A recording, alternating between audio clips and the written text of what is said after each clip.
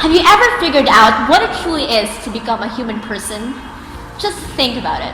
Oh wait, you are a human person, unless you're a walking fish that actually understands the human language. The concept of the human person is boundless, and many philosophers dug deep to find out how it is being the perfect human being. There were many people who created theories and concepts about the human person, but one of the most influential philosophers that contributed to this concept was the very famous Aristotle. His concept of the body and soul are the components of the living creature, what he called a substance. The soul or the psyche is the structure of the body. It is its function and organization. He said that the soul is also the form of the body. The body is the matter and the soul is the form. The soul is simply the sum total of the operations of the body, which means that the soul consists of the mind and the heart you have, because they control your body to function in the way you want them to. Your soul is you. Plants and animals are the things that have souls. Their souls are what makes things living. No soul means you're no longer living, or in other words, you're dead. Since form is what makes matter a something, then that soul is the form of that something. A dead human is only a human in name only. It has the same body, but it has lost its soul. So, whenever you go to a funeral, the body of your loved one is there, but his or her soul is not. And this will make you cry even harder. In other words, Aristotle claims that the body and soul are not two separate elements, but simply one thing, not the same thought as the other guy named Plato. The soul is what makes a person, rather than just a lump of meat. Without the body, the soul cannot exist. And without the soul, the body is just a lump of meat. There are three types of souls according to the concept of the philosopher Aristotle: the nutritive soul, the sensible soul, and the rational soul. The first is the nutritive soul, and it's the most widely shared soul among all living things. It can be said that anything that takes in nutrition grows from this nutrition. Basically, our souls deserve to live, and how these souls can live is by the power of the nutrients inside them. There's also the sensible soul, or the soul of perception. This part is responsible for everything that we perceive around us.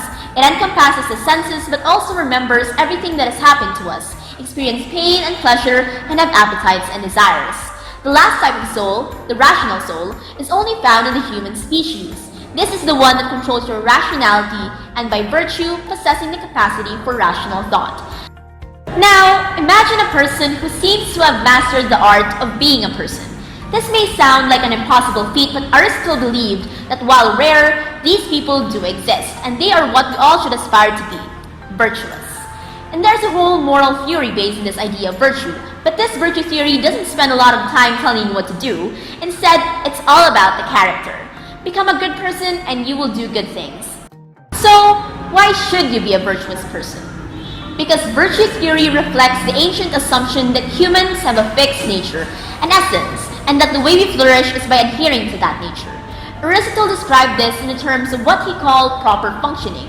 Everything has a function, and a thing is good to the extent that it fulfills its function, and bad to the extent that it doesn't. A function of a flower is to grow and reproduce, so a flower that doesn't do that is just bad at being a flower. And the same goes for humans. We're animals, so all the stuff that would indicate the proper functioning for an animal holds true for us as well. We need to grow, and be healthy, and be fertile. But we're also the rational animal, and a social animal. So our function also involves using reason and getting along with our pack. But what exactly does it mean to be virtuous? Aristotle said that having virtue just means doing the right thing at the right time, in the right way, in the right amount, toward the right person. Which sort of sounds like Aristotle is saying exactly nothing. I mean, how vague can you be?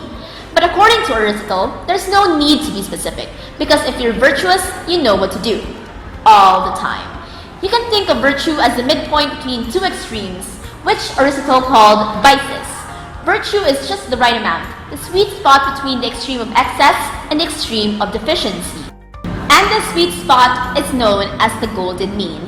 Now, the golden mean is the determinant of the median statistic of our sample data given from a population mu, which measures the central tendency of our variables. But forget math. This mean is not affected by outliers, and the only thing you need to consider in this type of mean is how bad or how good your action will be depending on the situation. So really, there are three applications of means: the standpoint of conduct, intercourse between words and action, and passions. Therefore, in your actions, you can't be too good or too bad. Excluded middle. Take, for example, courage. Walking home from a movie, you see a person being mugged. What is the courageous action for you to take? A. Jump in headfirst fearless, or B. You pray for God to save them. Your impulse might be to say that a courageous person would run over there and stop the mugging, because courage means putting yourself in harm's way for a good cause, right? Well, no. A virtuous person, in the Aristotelian sense, would first take stock of the situation. If you size up the mugger and have a good reason to believe that you could safely intervene, then that's probably the courageous choice. But if you assess the situation and recognize that intervention is likely to mean that both you and the victim will be in danger, the courageous choice is not to intervene, but to call for help instead. According to Aristotle, courage is the midpoint between the extremes of cowardice and recklessness. Cowardice is a deficiency of courage, while recklessness is an excess of courage, and both are bad. The right action is always a midpoint between extremes. In a standpoint of conduct, courage is the mean between fear and confidence, temperature, pleasure, and pain. We also have liberality, the giving and taking of money. Good temper is also a mean of conduct. Proper pride is the mean of honor and dishonor.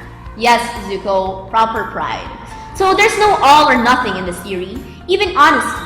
Other than honesty, we have ready-willedness as the mean of buffoonery and boorishness, and being friendly is the mean of being a flatterer and a war freak. So these are from the standpoints of interaction between words and actions. Lastly, from the standpoint of passions, we have a special virtue, righteous indignation, the mean of envy and spite. Aristotle thought all virtues work like this. So now you can see why Aristotle's definition of virtue was totally vague, where that golden mean depends on the situation. But if you have to figure out what virtue is in every situation, how can you possibly ever learn to be virtuous? He said virtue is a skill, a way of living, and that's something that can only be learned through experience. Virtue is a kind of knowledge that he called practical wisdom, street smarts.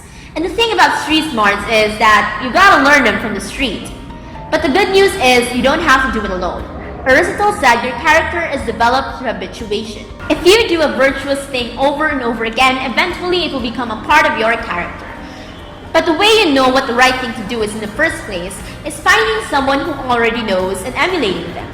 These people who already possess virtues are moral exemplars, and according to this theory, we are built with the ability to recognize them and the desire to emulate them. So you learn virtue by watching it and then doing it.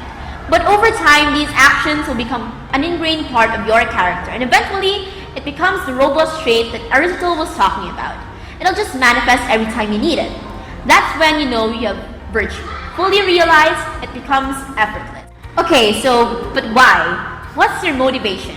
What if you have no desire to be the guy who always says the right thing or the lady who always finds the courage when it's needed? Virtue theory says that you should become virtuous because if you are, then you can attain the pinnacle of humanity. It allows you to achieve what's known as eudaimonia. That is a cool Greek word that doesn't have a simple English translation. You might say it means a life well lived. It's sometimes translated to as human flourishing, and a life of eudaimonia is a life of striving. It's a life of pushing yourself to your limits and finding success. Choosing to live life in this way also means you'll face disappointments and failures. Eudaimonia doesn't mean a life of cupcakes and rainbows. It means the sweet pleasure of sinking into bed at the end of the day and an absolutely exhausting day. It's the satisfaction of knowing you've accomplished a lot and that you've pushed yourself to be the very best person you could be. So by living a meaningful life, one can have a life well lived.